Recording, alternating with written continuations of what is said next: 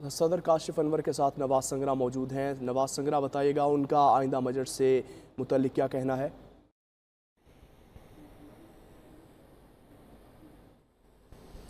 जी बिल्कुल, मैं इस वक्त Lahore chamber of commerce and industry के सदर काशिफ अनवर के साथ मौजूद हैं। सनतकारों और जो बिजनेसमैन हैं उन्होंने आइंदा बजट से बहुत ज़्यादा तवक्कुआत जो है वो वास्ता कर ली हैं। इस वक्त हम काशिफ अनवर साहब से बात करते हैं। काशिफ साहब, ये बताइएगा कि आज जो है वो वफाकी बजट पेश होने जा रहा है, इससे सनतकारों को जो है क्या तवक्कुआत हैं? देखिए, हम तो यही तवक्को चाहते हैं कि बिजली की कीमतों में कमी की जाए, आप हमारे टैक्सेशन के निज़ाम को आसान करें, सहूलियात दें, टैक्स बेस को बढ़ाएं।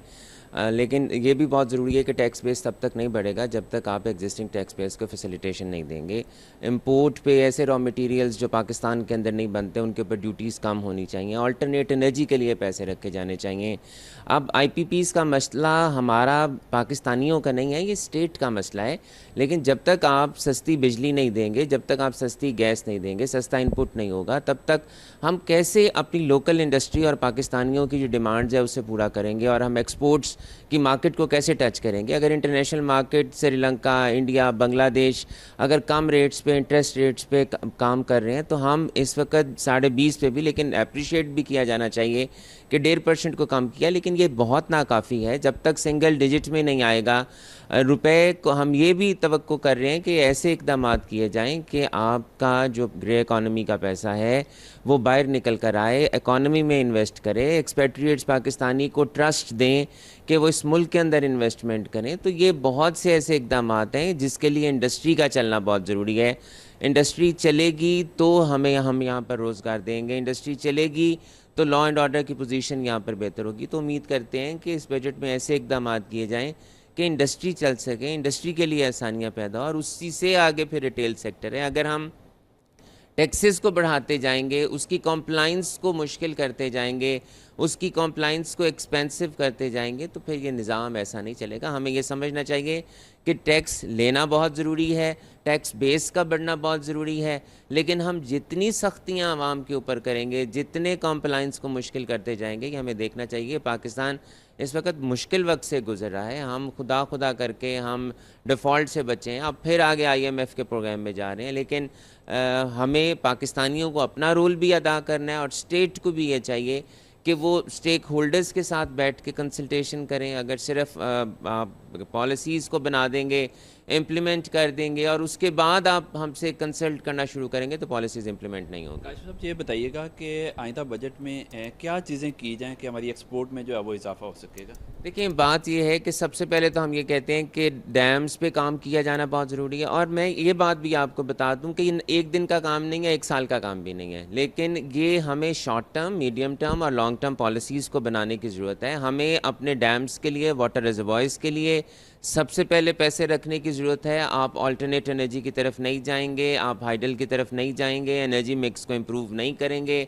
इस वक्त जो 75 रुपीज़ का हमारा इलेक्ट्रिसिटी का यूनिट है, ये कुछ अर्सा पहले तक, 1.5-2 साल पहले तक 40-45 पे था। तो इसको वापस आना होगा, इनपुट कॉस्ट को कम करना होगा। और ये बहुत ज़रूरी है कि जो हम अपनी डिवेल्यूएशन हमने इतनी ज़्यादा कर दी है, हम $1 के वज़ 280 पे चले गए हैं, इसको 200 के पास लाना होगा। क्योंकि जब तक इनपुट कॉस्ट कम नहीं होगी, हम तमाम चीज़ें तो हम इंपोर्ट करते हैं, एलसीयाँ हमारी खुल नहीं रही, ट्रेड डेफिसिट को कंट्रोल करने के लिए हमने इंपोर्ट पे रिस्ट्रिक्शन लगा रखी है। तो ये बहुत ज़रूरी है कि मैं ज़ाती तौर पे ये समझता हूँ कि the mother of all evils is devaluation. आप इसको कंट्रोल करें, आप इसको कंट्रोल करेंगे तो अल्टीमेटली सारा कुछ नीचे आएगा। और हमें द ब्लीडिंग ऑफ डॉलर्स को रोकना है। हमें यहाँ पर क्यों हमारा मुल्क का इन्वेस्टर पाकिस्तान से पैसा लेके पाकिस्तान के बाहर जाता है, हमें ऐसे इकदाम करने हैं कि वो पैसा पाकिस्तान में रहे, और वो पैसा यहाँ की इकॉनमी, यहाँ के सर्विस सेक्टर, यहाँ के आईटी सेक्टर, यहाँ की इंडस्ट्री में इन्वेस्ट हो, ताकि रोज़गार के मौके ज़्यादा से ज़्यादा मिलें। काशिफ साहब, ये बताइएगा कि सेल टैक्स में जो है वो इजाफा किया जा रहा है, इससे आप क्या समझते हैं कि आम आदमी पे क्या असर पड़ेगा? देखिए, हम तो ये कहते हैं कि आप सेल्स टैक्स के रेट्स को कम करें, बल्कि आप सेल्स टैक्स के रेट को नीचे अक्रॉस द बोर्ड 5% कर दें। और उसका दूसरा ऑप्शन ये होता है कि आप उसकी एडजस्टमेंट ना लें, ताकि सब अक्रॉस द बोर्ड दें। फिर आप जितना टैक्स को बढ़ाएंगे, सेल्स टैक्स को, एक तो आम आदमी के लिए भी उसकी कीमत बढ़ती जाएगी, दूसरा ये इम्पेक्ट होता है कि फिर वो फ्लाइंग इन्वॉइसेस, फेक इन्वॉइसेस, फिर वही जाली इन्वॉइसेस, छापे और रेड्स और आपके ऑडिट्स। तो हमें ऐसा करना चाहिए कि सेल्स टैक्स के निज़ाम को, अगर आप सेल्स टैक्स के रेट्स को कम रखेंगे, इस तरह से आप करें कि ताकि हम उसको इम्प्लीमेंट कर सकें। और सेल्स टैक्स का निज़ाम देखें, जो अब बड़ी कंपनीज़ हैं वो भी सेल्स टैक्स का निज़ाम इतना कॉम्प्लिकेटेड है। अगर हम रिटेलर्स को कहें कि आप सेल्स टैक्स के अंदर हैं, this is next to impossible.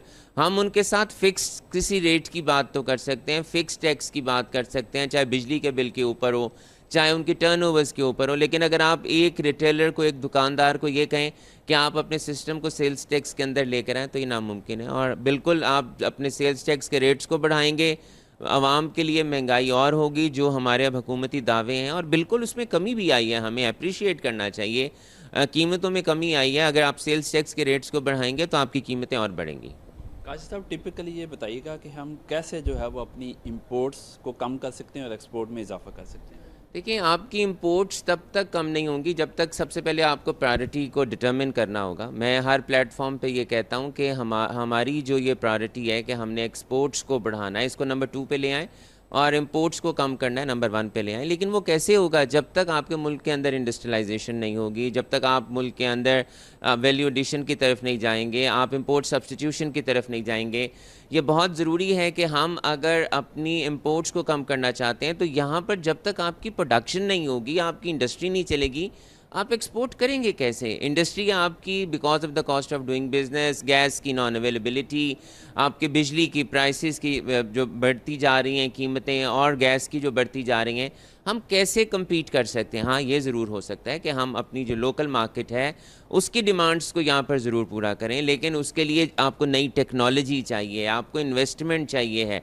अब बैंकों के लिए तो बहुत आसान है कि वो हुकूमत को कर्जा दे दे और एसएमईज़ को ना दे, क्योंकि वो सिक्योर्ड कर्जा होता है और जिसका एक इशू हर बार डिस्कस भी होता है। तो आप जब तक एलसीज़ को नहीं खोलेंगे, जब तक आप अपने रुपए को मुस्तहकम नहीं करेंगे, और हमने ये रुपए को डिवैल्यू करके कई तजर्बात किए हैं कि हम अपनी एक्सपोर्ट्स नहीं बढ़ा सके, हमें नुकसान पहुंचाए, तो हमें इसके मुखालिफ सिमत में जाके देखना है कि हम अपने रुपए को मजबूत करें ताकि हमारी इंपोर्ट सस्ती हो, हमारे रॉ मटेरियल सस्ते हों, आप यहाँ पर मशीनरी आए, टेक्नोलॉजी आए, हम करेंगे। अब दूसरे ममालिक के साथ आप जेवीज़ करें। अब चाइना अगर इन्वेस्ट करना चाहता है तो इस मुल्क में एग्रीकल्चर में इन्वेस्टमेंट की जाए, वैल्यू एडिशन की तरफ जाया जाए, स्किल डेवलपमेंट की तरफ जाया जाए, तभी हम अपनी इंपोर्ट जो है उसको कम कर सकेंगे। लेकिन ये बहुत ज़रूरी है, हमारी इंपोर्ट बढ़ेगी अगर हम मशीनरी को मंगवाएंगे। वो इंपोर्ट का बढ़ना गलत नहीं है, क्योंकि वो मशीनरी हमारे मुल्क में इन्वेस्ट होगी, उससे आपके मुल्क के अंदर प्रोडक्शन होगी, उससे फिर आपकी एक्सपोर्ट्स होंगी, लोकल आपकी डिमांड्स पूरी होंगी।